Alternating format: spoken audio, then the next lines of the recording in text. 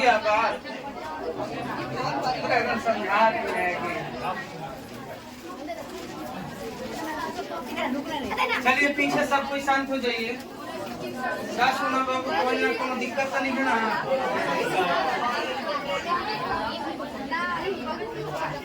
बाबू आराम से बैठो, गर्मी लगी लागत हुई ना, पंखा का हवा नहीं हम समझ सके ना भाई।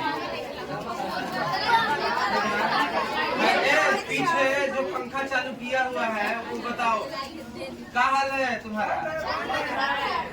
पंखा बंद किया है? चलिए बहुत बढ़िया। रूम में से ठंडा भी थोड़ा सा, अब पानी भी है, अपना पानी उनी पीते रहिए, पढ़ते रहिए बढ़िया, ठीक है? चलिए तो हम लोग आते हैं।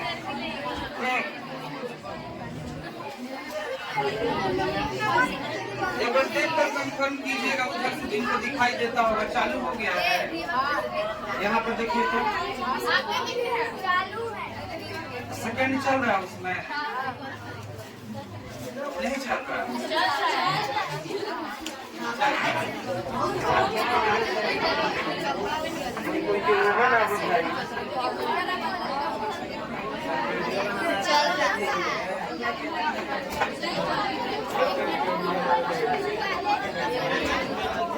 चलिए आइए।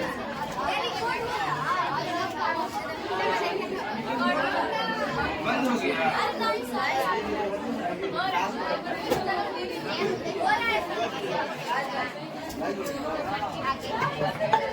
हम लोग बोलेंगे ना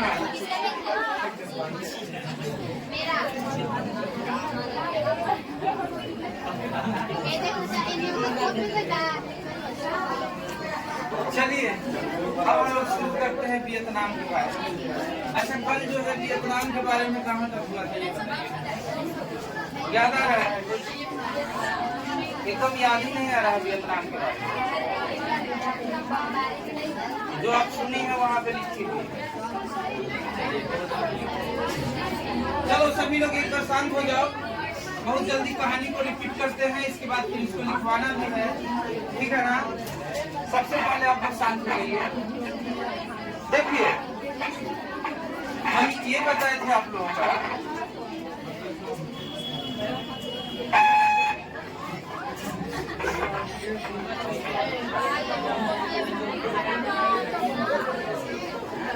आइए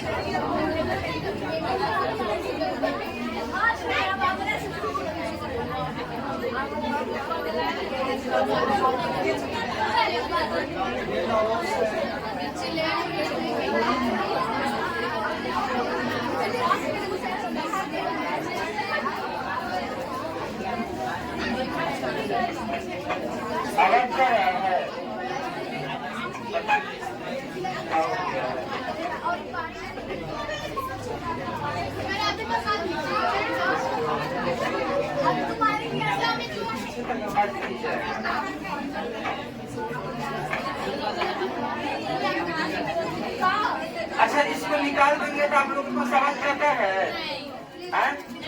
थोड़ा सा शांत ही रहता है, चला जाएगा। डिस्टर्ब कर रहा है, कभी आवाज आ रहा है कभी नहीं आ रहा है, और लगाने के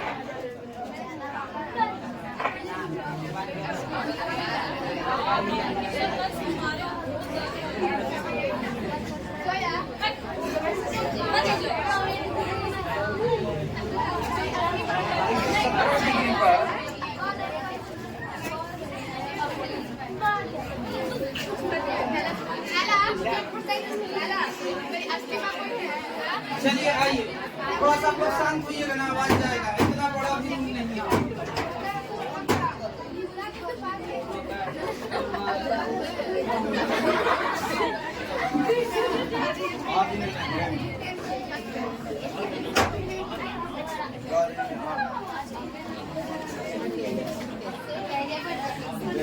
चलिए अब आप लोग शांत हो जाइए, एकदम स्पष्ट आवाज जाएगा, इसमें कोई टेंशन नहीं। बस आप लोग बिल्कुल शांत रहिए। देखिए, जैसे हम आप लोगों को बताए थे कि 1954 में जो जेनेवा समझौता हुआ था, ए बाबू बात ना करो, 1954 में जो जेनेवा समझौता हुआ था, जेनेवा समझौता के तहत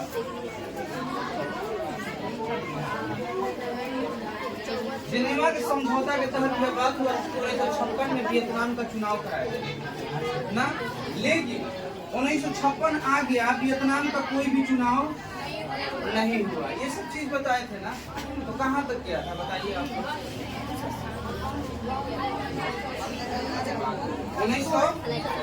1964 तक गया। 1964 में क्या हुआ था?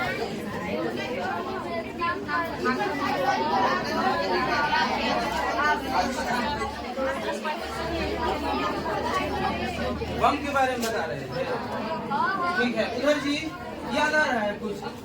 याद कीजिए, ऐसे कैसे काम चलेगा जब आप लोग कुछ याद नहीं कीजिएगा?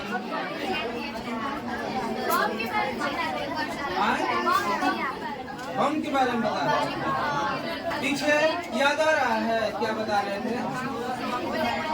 पीछे बताओ भाई। फास्फोरस बम। चलिए आइए, देखिए यहाँ पर प्रॉपरली जो है वो 3 बम का यूज किया जाएगा।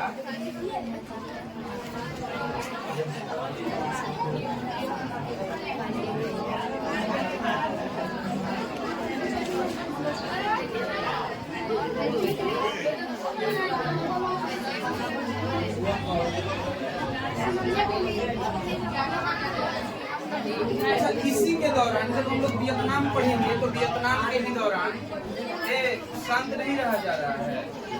वियतनाम के ही दौरान हम लोग ये देखेंगे कि एक घटना हुआ था मालीगांव का। मालीगांव का घटना बहुत दर्दनाक। एक बार जब इस कहानी को आप फील कीजिएगा ना, इस कहानी को आप समझिएगा ना, तो ये कहीं आप लोग जो बनावटी कहानी सुनते हैं ना, उससे कहीं ज्यादा ये खतरनाक है। समझ गए आप? चलिए, जब हम बताएंगे फास्फोरस बम, नाकाम और ये एजेंट ऑरेंज का यूज कर रहा है, तो इस टाइम पे पहले ही बता देते हैं कि ये क्या, कितना खतरनाक, कितना घातक। देखिए, सबसे पहले एक होता है फास्फोरस बम। देखिए, फास्फोरस बम जो होता है वह इतनी खतरनाक होता है, यह जो है आपके हड्डी को डिस्ट्रॉय कर सकता है, आपके हड्डी को डिस्ट्रॉय कर सकता है, ठीक है। इसके बाद नापाम। नापाम बहुत खतरनाक बम है ना।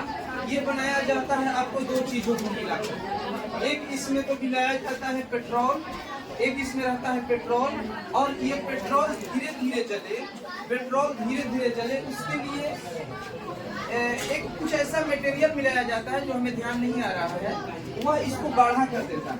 अच्छा देखिए, सबसे आपको हैरानी कर देने वाली बात यह है नापाम की, ये जब जलेगा ना, ये लगभग 800 से लेकर 1200 डिग्री सेल्सियस तक तापमान उत्पन्न करेगा। सबसे पहला 800 से लेकर 1200 डिग्री सेल्सियस तक तापमान उत्पन्न करेगा जब ये जलेगा। अच्छा चलिए, एक चीज और है कि जब इसको जलाया जाएगा, यानी ये बम को फोड़ दिया जाएगा, जला दिया जाएगा, उसके बाद किसी के त्वचा पर पड़ेगा ना, स्किन पर, चमड़ा पर किसी के पड़ेगा, शरीर में, जानवर में किसी का, तो वहां से वो हटेगा नहीं, चिपक जाएगा। अब सोचिए, 800 डिग्री 900 डिग्री सेल्सियस कोई जलता हुआ कोई हीटिंग मटेरियल और आपके आगे त्वचा पे जल जाए तो आपके सट जाए तो कितना बेचैनी। एक प्लास्टिक जब आपके त्वचा पे सट जाता है तो आपको इतना बेचैनी होता है। जब इतना 800 से 1200 डिग्री सेल्सियस तो ये। अच्छा, एक और चीज इसमें क्या था कि जब ये जलता है तो कार्बन मोनोऑक्साइड उत्पन्न करता है। कार्बन मोनोऑक्साइड इतना घातक है कि अगर आपके फेफड़े में चला जाए तो आप सांस लेने बिना, यानी आपका सांस फूल के मृत्यु हो जाएगा ना। कार्बन मोनोऑक्साइड इतना खतरनाक। उसके बाद ये जब जलेगा तो चारों तरफ कार्बन मोनोऑक्साइड आ जाएगा। अच्छा, और O2 की कमी कर देता है, O2 का ये कमी कर देगा, यानी कि दम घुटन की समस्या होने लगेगी जहाँ पे नापाम छोड़ा जाएगा। जहाँ पे नापाम बम को, यानी नापाम रासायनिक बम को छोड़ा जाएगा, वहाँ पे घुटन की समस्या होने लगेगी, ठीक है। इसके बाद इसी के साथ और इसमें क्या होता है, CO2 की अधिकता हो जाती है, टेम्परेचर हाई हो जाता है, टेम्परेचर हाई हो जाता है। ये चीज होगा। अच्छा चलिए अब हम लोग समझ लेते हैं एजेंट ऑरेंज क्या है। एजेंट ऑरेंज को स्पेशली यूज किया जाता है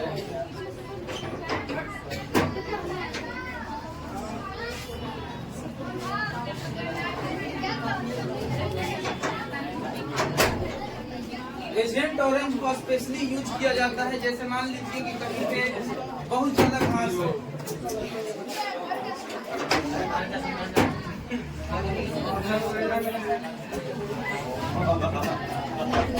कहीं पे बहुत ज्यादा घास है और उस घास को खत्म करना, तो इसके लिए यूज किया जाता है एजेंट ऑरेंज। यानी कि अगर हम बात करें तो यह जो है वह घास यानी कि जितना हरित पदार्थ है जिसमें क्लोरोफिल पाया जाता है उनको खत्म करने का काम करता है ना। ये खरपतवार नाशक एक प्रकार से कर सकते हैं। अब खरपतवार मतलब ये हरित नाशक करिए, हरित नाशक है, ठीक है, ये हरित नाशक है। अच्छा तो आप कहिएगा और क्या इससे होता है, और इससे क्या होता है, इंसानी जीवन पर क्या प्रभाव पड़ेगा। तो इससे इंसान को कैंसर की खतरा बढ़ती है, इससे इंसान को डायबिटीज की खतरा बढ़ जाती है, डायबिटीज का खतरा बढ़ जाता है ना, मधुमेह, कैंसर, इन सभी चीजों का खतरा बढ़ जाता है। ठीक है। इसके बाद फास्फोरस हम आपको बता ही दिए कि इसका टेम्परेचर लगभग 1500 डिग्री सेल्सियस है। ये फास्फोरस बम सबसे पहला चीज कि ये ऐसा है कि फास्फोरस के बारे में आप लोग कुछ जानते हैं। फास्फोरस के बारे में ये एयर के कांटेक्ट में आते ही क्या हो जाता है, आग पकड़ लेता है। एयर के कांटेक्ट में आते ही आग पकड़ लेता है। ये भी बम जो है ना, एक तरह से आप देखिए तो यहाँ पर भी यह CO2 की अधिकता होगी, इसमें भी CO2 की अधिकता होगी, ऑक्सीजन का खपत होगा। इसको स्पेशली ना क्लाउड क्रिएट करने के लिए यूज किया जाता है। जैसे हमको बादल बनाना तो उसके लिए इसको यूज किया जाता है, ठीक है ना। जहाँ पे ये होगा ना वहाँ पे मान लीजिए कि बादल बन जाएगा, ठीक है। चलिए आइए नेक्स्ट हम लोग चलते हैं। ये हम आप लोगों को एक इसके बारे में, हम इसके खतरा के बारे में थोड़ा सा बता दिए हैं कि यह अब ये नहीं बताएं कैसे काम करता है, लेकिन थोड़ा सा आप जान जाइए कि ये क्या खतरा, ठीक है ना, कितना खतरनाक है। जगह क्या है नहीं, यहाँ तो बैठाइए, थोड़ा सा उधर चलिए। अरे बाप, जगह बाबा उधर एक आदमी उधर खसकाइए, इधर और आइए, इधर और आइए, भैया घरे ले किसी बाजार।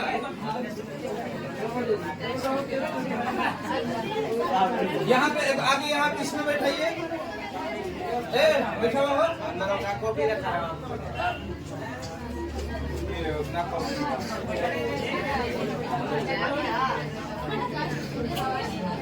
लेट आके तो और बर्बाद कर दे रहा लोग। ऐसा दिन है कर बैठे, अरे भाई खाओ यार, घरे लेके जाना है क्या जब। चलिए आइए,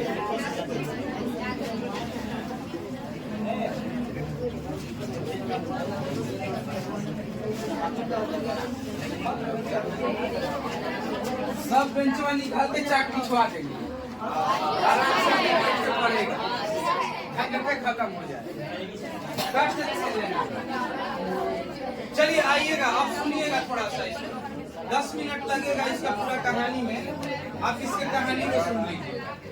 देखिए हम जैसे बताएं कि जेनेवा समझौता के तहत इसको 17 डिग्री चैनल में बांटा गया था। अच्छा 17 डिग्री चैनल में क्यों बांटा गया था, ताकि शांति हो सके ना, क्योंकि लगातार जो है उत्तरी वियतनाम के लोग चाहते थे, उत्तरी वियतनाम के वो चीन मिंग चाहते थे कि हम दक्षिणी वियतनाम को इकट्ठा करें, दक्षिणी वियतनाम को साम्यवादियों की तरह से एकत्रित करें। इसके वजह से वहाँ पर गृह युद्ध की समस्या बनी रहती थी, होता रहता था, शांति कोई होता ही नहीं था ना। अब इसके वजह से क्या हुआ कि दिक्कत होना क्रिएट हुआ।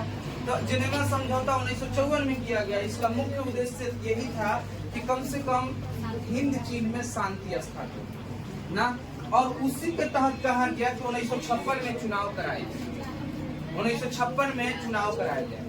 लेकिन आपने दो देशों को देखा है, अभी दो देशों को देखा है, लाओस और कंबोडिया।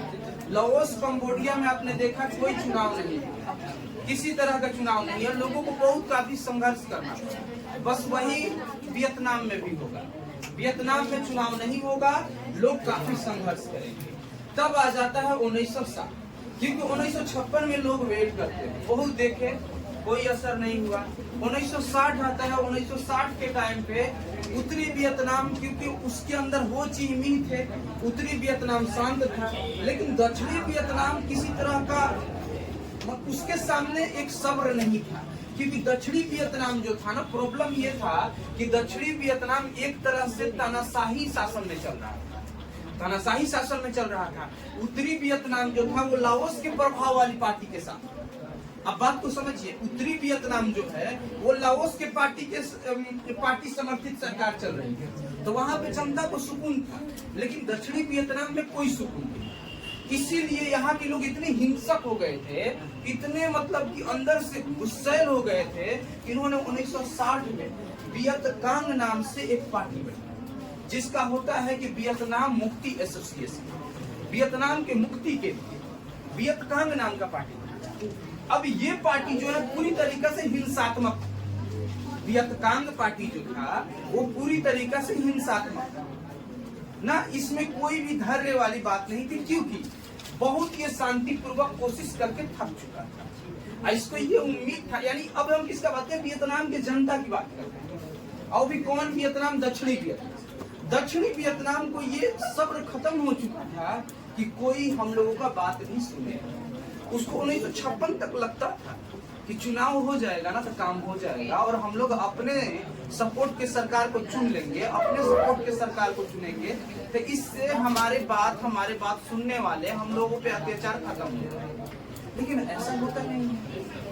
अब जो है यह पार्टी जो है इसी तरह से चलता रहता है। इस पार्टी का हिंसात्मक रूप से विद्रोह करना, ये इतना काफी बढ़ जाता है, ये जो है इतना काफी बढ़ जाता है कि अंतिम रूप से 1960 में ही इन लोगों को 1961 में ही इन लोगों को आपातकाल की घोषणा करनी पड़ी ना। दक्षिण वियतनाम के शासक यहाँ पे आपातकाल लग जाता है, इमरजेंसी लग जाता है, यानी कि चारों तरफ सैनिक का रूल हो जाता है। आपातकाल मीन्स होता है सैनिक ना, जहाँ पे सैनिक का रूल, यानी कि सारे मौलिक अधिकार छीन लिए जाते हैं, जब सिर्फ एक जीने के अधिकार को छोड़ करके, वही आपातकाल है।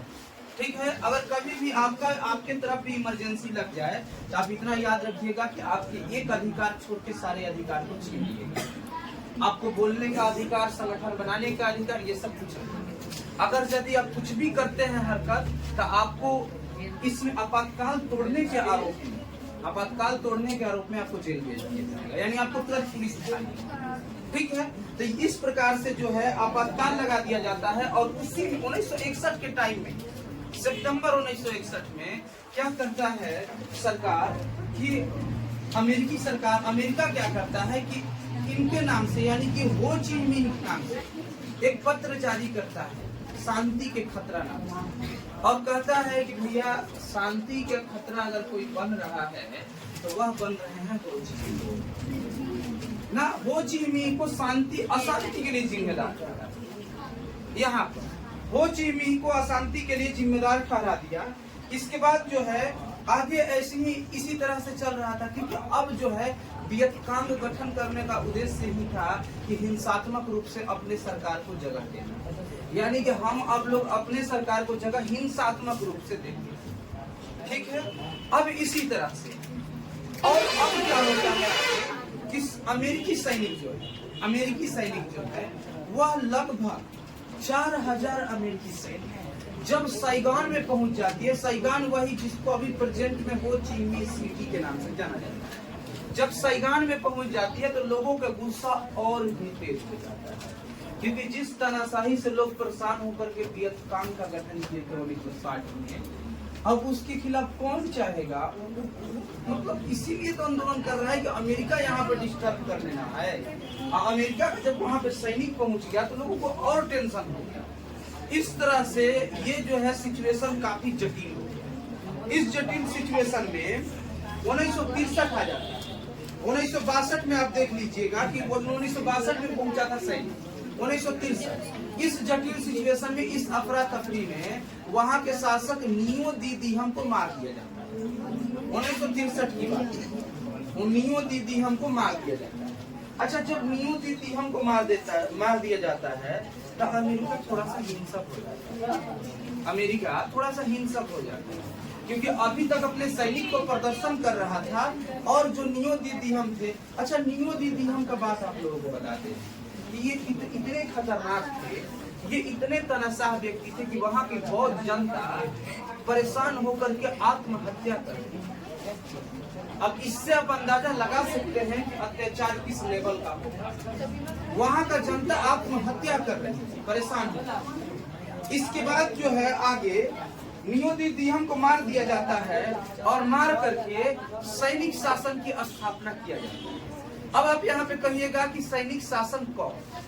यहाँ पर सैनिक दो को चल रहे हैं। एक सैनिक तो चल रहा है अमेरिका का और एक सैनिक वियतकांग का चल रहा है। वियतकांग उसी का बात कर रहे हैं जो 1960 में गठन हुआ।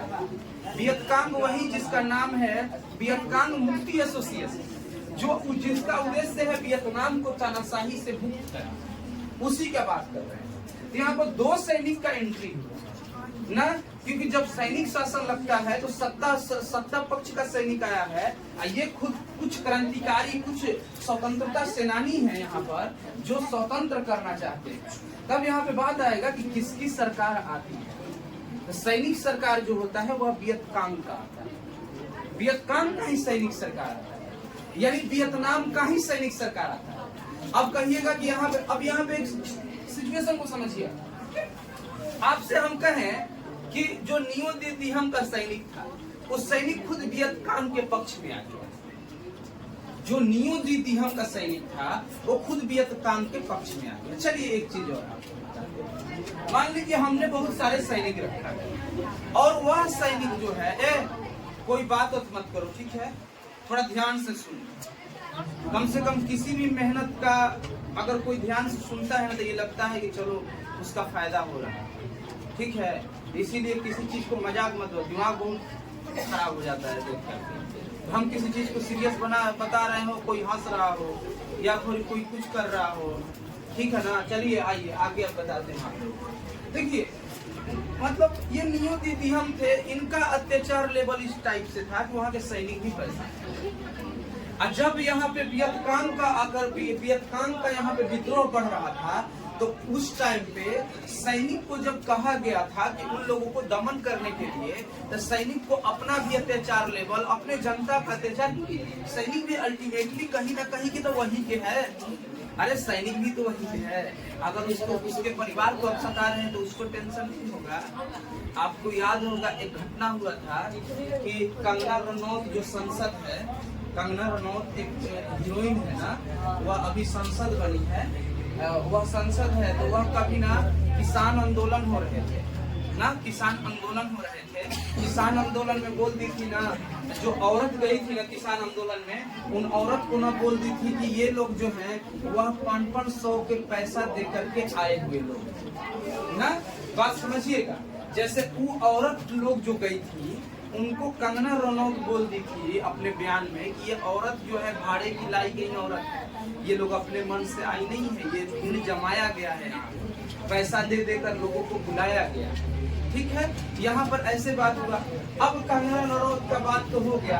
अब इसी से एक CISF के कांस्टेबल लड़की थी, उसको बहुत गुस्सा ना कि ये कैसे बोल, ठीक है, ये कैसे बोल थी, शायद हरियाणा पंजाब कहीं के थी ना।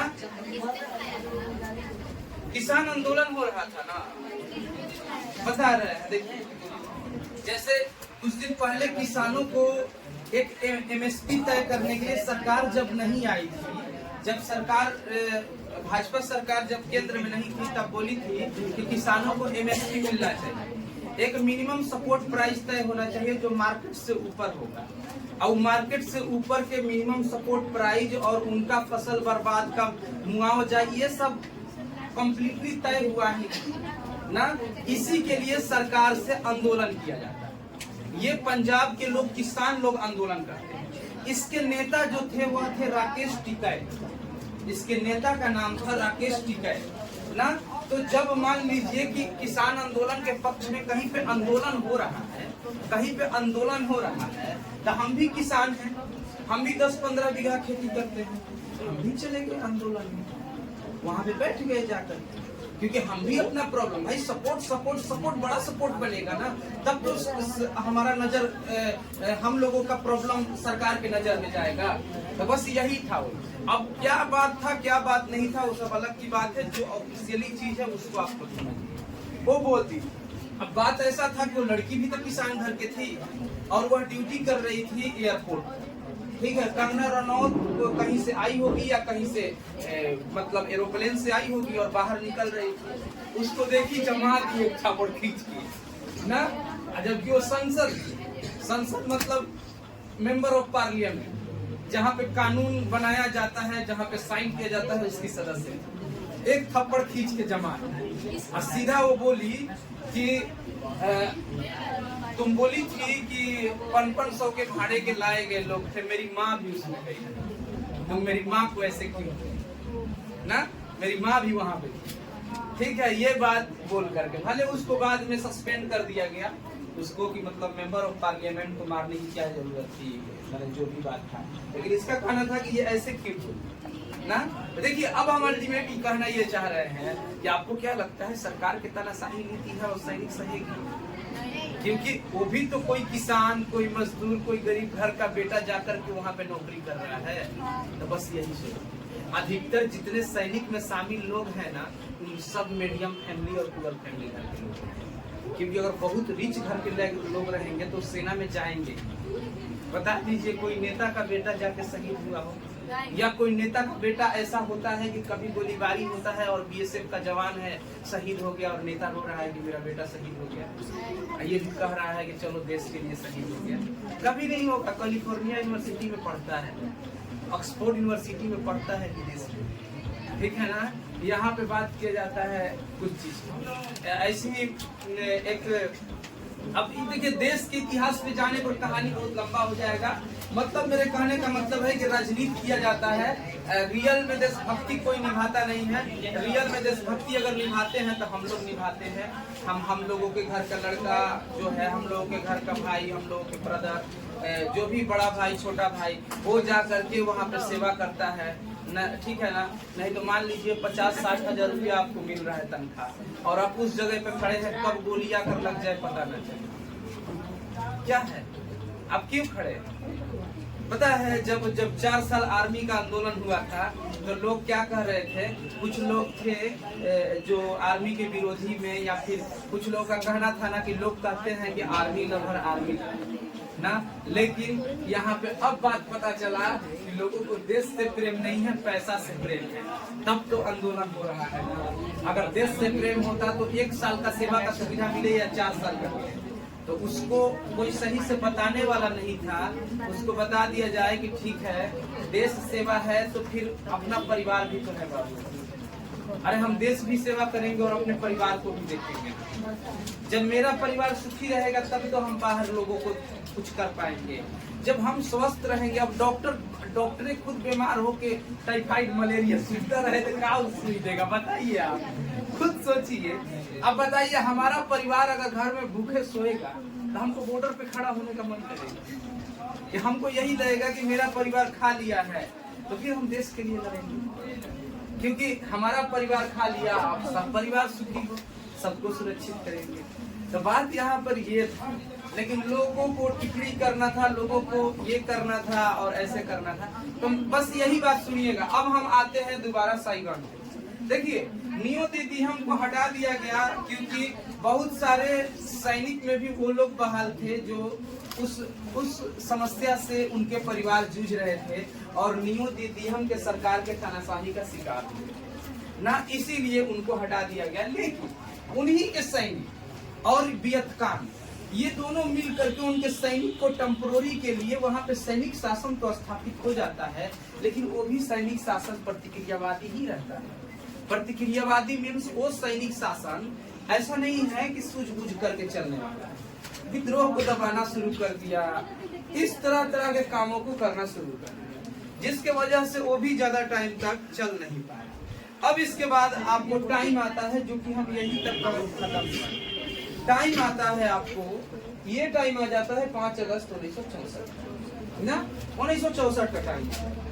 यहाँ पर अमेरिका क्या करता है, अमेरिका की, क्योंकि हमको पता ही होगा कि अब अमेरिका को लगता है कि इधर भी सैनिक शासन स्थापित हो गया है, उत्तरी वियतनाम का तो बातें नहीं। उसको अमेरिका को ना सबसे ज्यादा चिढ़ था तो उत्तरी वियतनाम से, अमेरिका को सबसे ज्यादा चिढ़ था उत्तरी वियतनाम से, क्योंकि सोच रहा था कि हमको अरे बाबू अभी इस कहानी को आप अगर ध्यान से सुन लीजिएगा ना तो आपको लगेगा कि क्या कर रहा था अमेरिका। आपको अमेरिका देश से नफरत हो जाएगा इतना, मतलब आगे एक समय ऐसा आएगा ना कि लोग अपने जमीन के लिए नहीं लड़ रहे हैं, लोग अपने जान बचाने के लिए लड़ रहे हैं।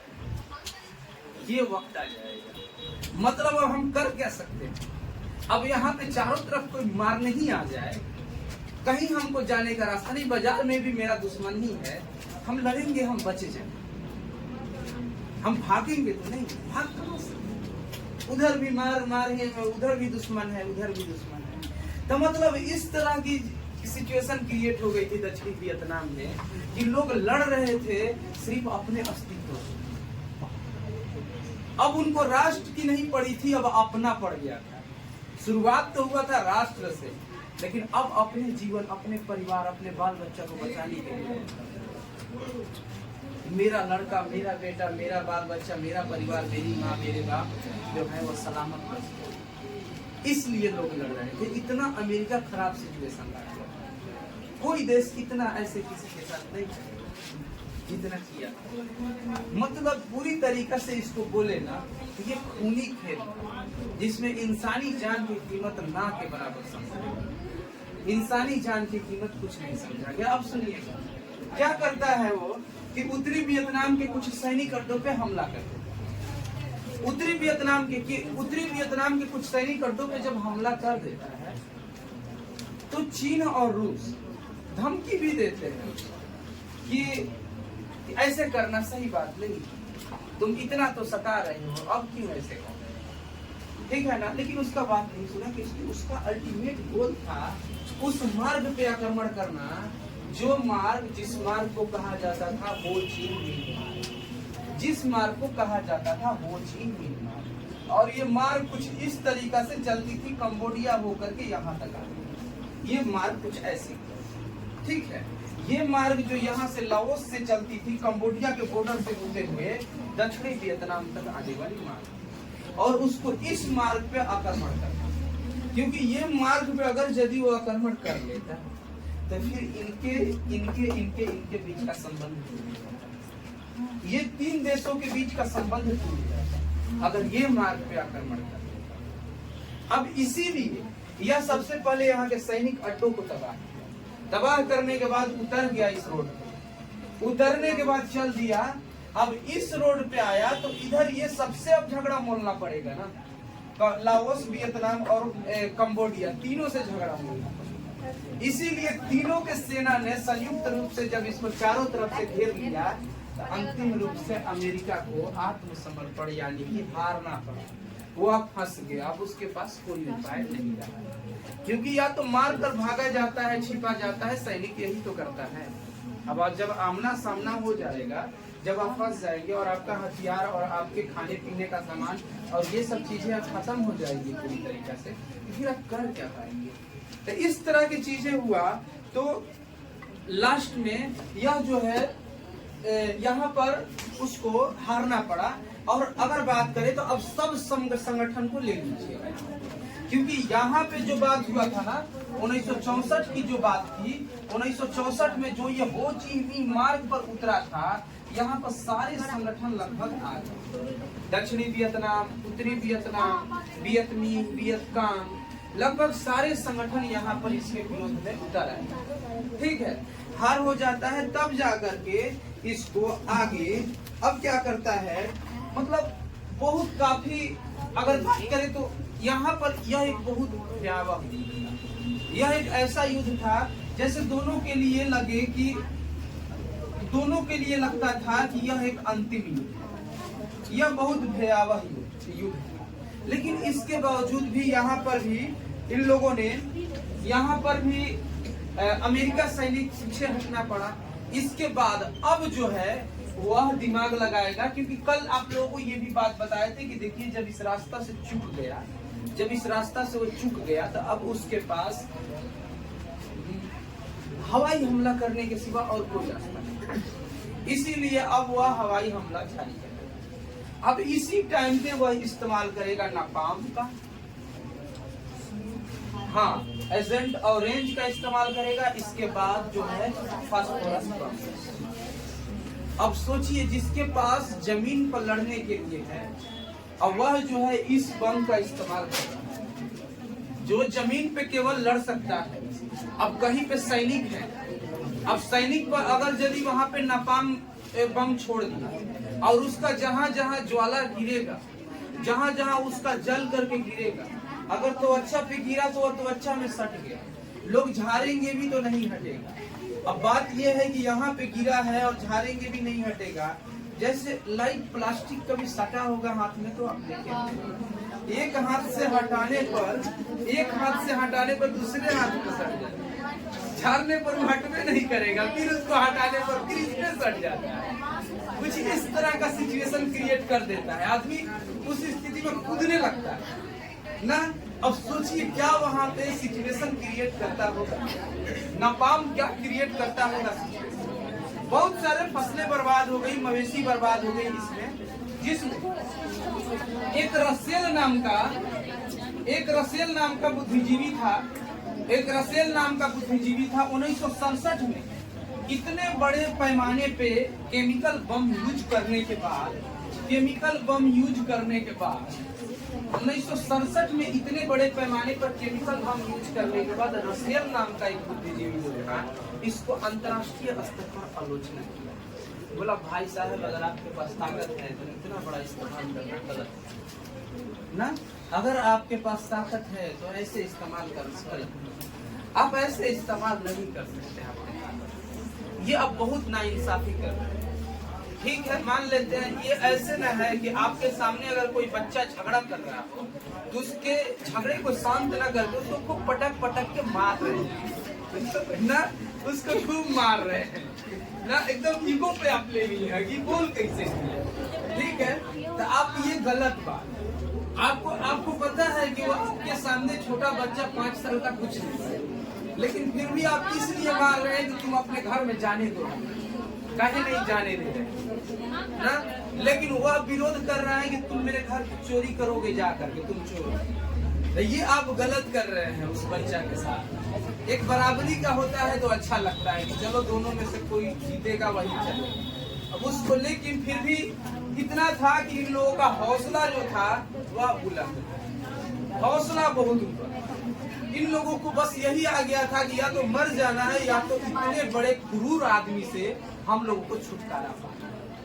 ऐसे होता है जब आप भी सिचुएशन अपने जिंदगी में कुछ इतने मतलब बेकार आदमी या कोई भी बेकार इंसान या कोई सताने वाला कोई भी आदमी हो सकता है ना, उसके अगर प्रभाव में हैं, यदि आप कितना भी कमजोर हो लेकिन एक दिन गुस्सा आएगा ना, आप यही सोचिएगा भले आज मार देगा हमको, लेकिन हम इससे छुटकारा पाएंगे, या तो मर ही जाएंगे या तो छुटकारा पाएंगे ना।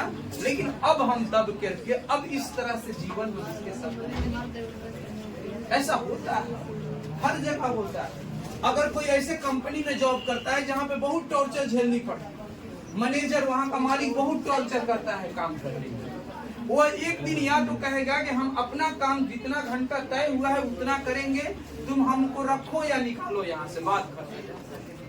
एक दिन वह 1-2 महीना साल भर 1.5 साल मेंटली प्रेशर झेलने के बाद वह एक दिन बोल ही देगा मैनेजर कि हम उतना ही करेंगे जितना टाइम, 4 बजे तक टाइम है उतना ही करेंगे, तुम्हारे कहने से, तुम्हारे रोब जमाने से, दाब जमाने से, प्रेशर लगाने से हम नहीं करेंगे, क्योंकि वह इसीलिए कहेगा कि भले नौकरी से निकाल देगा।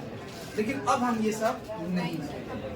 अब इसके बाद इसी तरह से ये भी अब अब बता दिया ना कि अब बात इतना तक आ गया था कि अमेरिका इसको अब अपना प्रतिष्ठा मान रहा था। अमेरिका वियतनाम को प्रतिष्ठा बना लिया था और ये लोग लड़ रहे थे अपने अस्तित्व ना।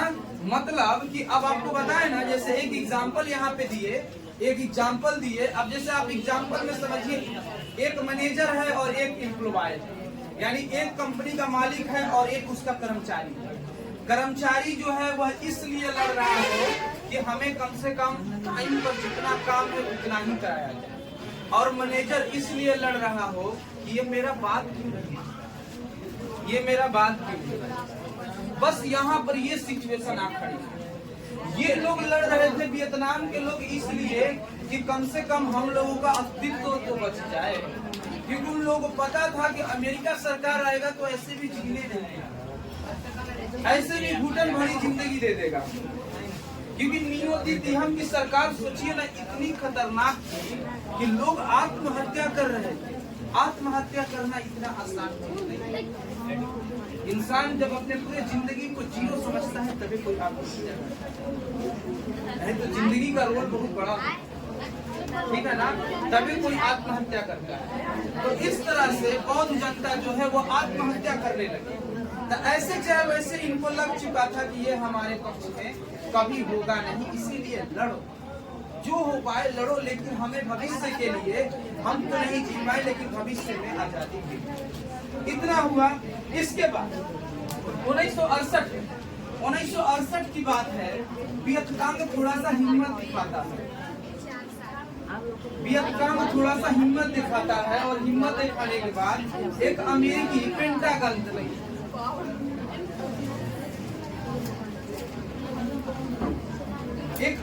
पेंटागन पर हमला करता। ये अमेरिका का प्रतीक था, अमेरिका का प्रतीक माने जाने वाला अमेरिकी पेंटागन पर वियतनाम हमला करता ना।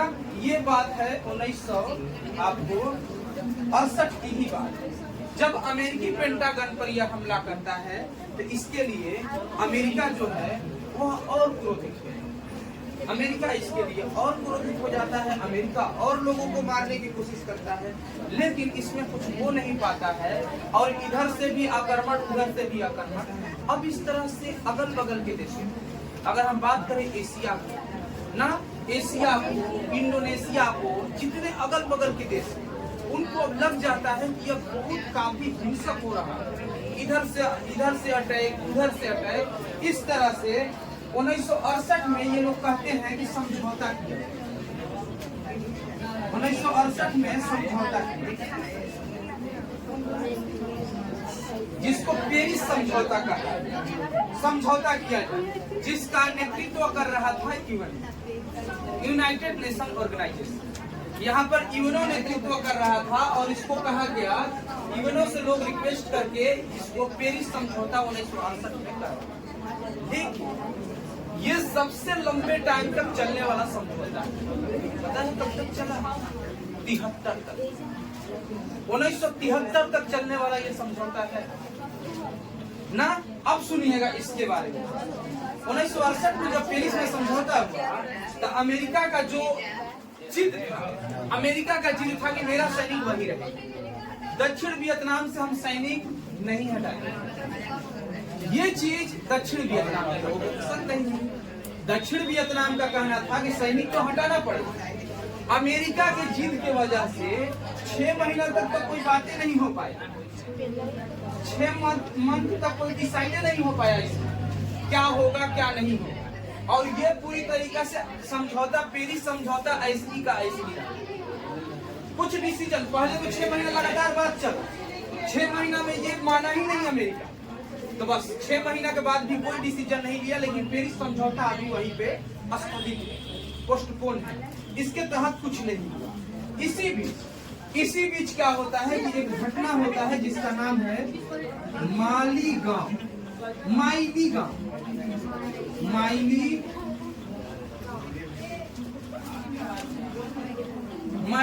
की घटना। इसका एग्जैक्ट डेट है 16 मार्च 1978, माइली गांव की घटना। अब ये माइली गांव की घटना आप सुनिएगा क्या है। माइली गांव की घटना। अब अमेरिका का इतना क्रूर होने का क्या वजह है? ए चुप रहो।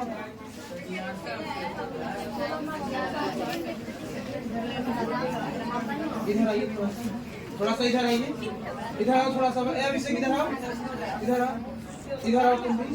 चलो अंदर चलो थोड़ा सा। हो गया एकदम पागलपंती है यार। मतलब अपने से प्रॉब्लम, तुम लोग वियतनाम से भी आगे हो एकदम। वियतनाम तुम लोग अगर अमेरिका होते ना तो सच बता रहे ना, कोई देश को जीने ना तो कहो कि तुम भारतीय हो। हमको कभी कभी लगता है ना, ऐसे सब हरकत से हमें लगता है सर कि अंग्रेज हम लोग अंग्रेज से आजाद नहीं हुए हैं, अंग्रेज हमसे आजाद हुए।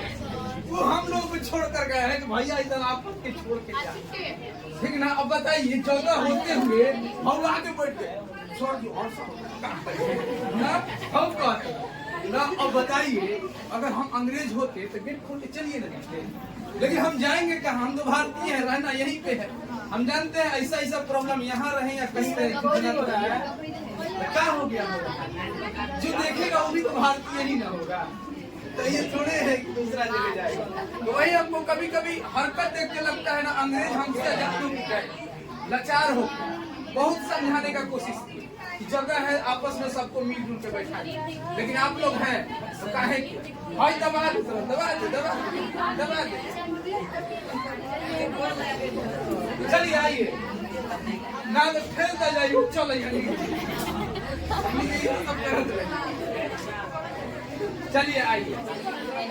उसके बाद एगो हमनी के खेल खेलत रहे, पता बा कौन?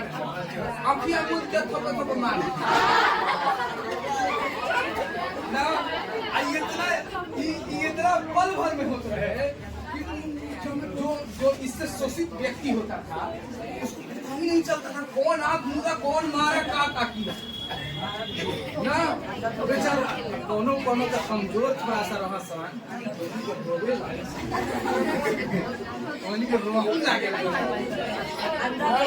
रोए लगा सन, ओका माई हनाते आप ना। सीधा बतावे लगा कि हिंकर नहीं करे, हिंकर नहीं करे, हिंकर नहीं करे, हिंकर नहीं। हाँ, वो लड़का के प्रूफ के तौर पे लड़का के ले लेते रहे ना, प्रूफ के तौर पे लड़का के लेके हनाते आप। कौन नतिया मरलस, कौन नतिया मरलस, कौन नतिया मरलस ना, हनाते आप। हमने के भाग जाएंगे छत पर। चलिए आइए, अब मम्मी से कहा तो मम्मी अच्छा नतिया हो तो तब न करके बताओ, ये सब काम करो, पढ़े ना कोई, ये सब करे खातिर। चलिए आइए ना। अब इसके बाद जो है आगे आपका क्या होता है कि हाँ माइली गांव की घटना बता रहे हैं। माइली गांव, माइली गांव का सुनिए। देखिए ये माइली गांव जो है, ये माइली गांव दक्षिण वियतनाम में पड़ने वाला एक गांव है।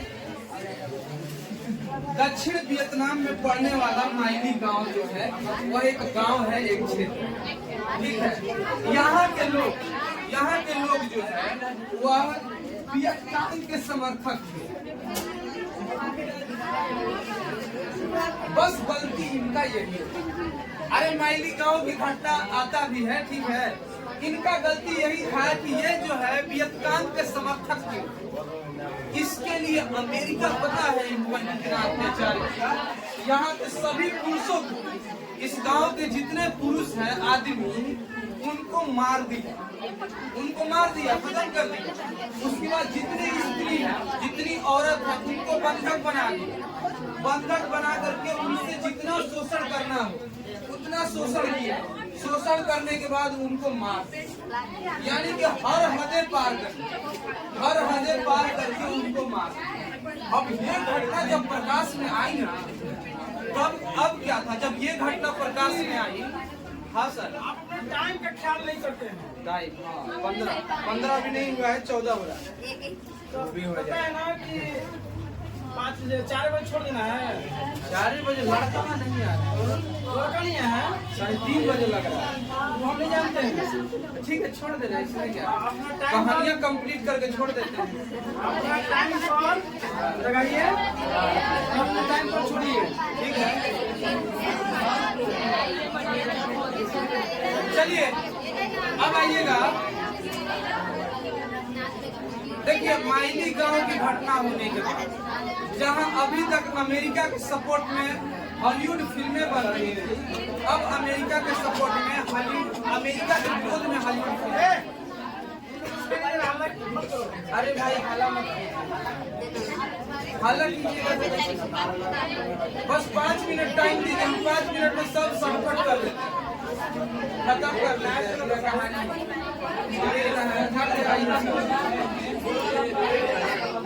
चलिए इसके बाद अब जो है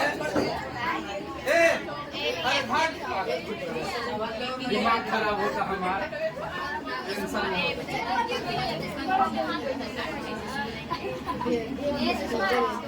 चुप रह जा, पूरा कहानियां कह दी और बाद कम कहानियां लिखवा दे। काल कह दीजिएगा। अरे फिर कल का हम कल शुरुआत करा दी, यहाँ जना के आधा को नाम रहेगा, यहाँ जना रैम हो, यहाँ जना यादाश्त ना, रैंडम एक्सेस मेमोरी। कोई कंप्यूटर पढ़ा है ना, पढ़ता है सब ना, सब पढ़ता है जा जाके, कंप्यूटर पढ़ना है। बताओ रैम का क्या काम है?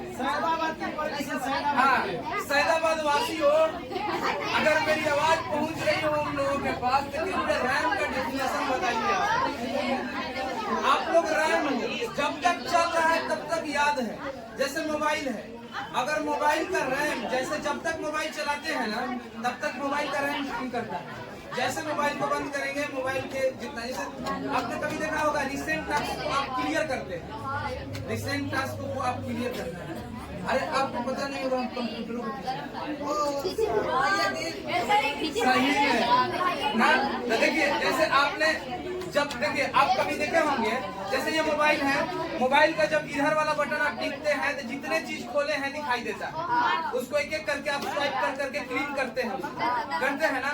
वो कौन सा मेमोरी खींच रहा है? वह रैम खींच रहा है, रैंडम एक्सेस मेमोरी, ठीक है ना। Random access memory is temporary और रोम ना, रीड ओनली मेमोरी, ये जो परमानेंट मेमोरी है। तो आप रैंडम एक्सेस मेमोरी पे चलते हैं, जब तक चल रहा है आपका सिस्टम तब तक तो याद रहेगा।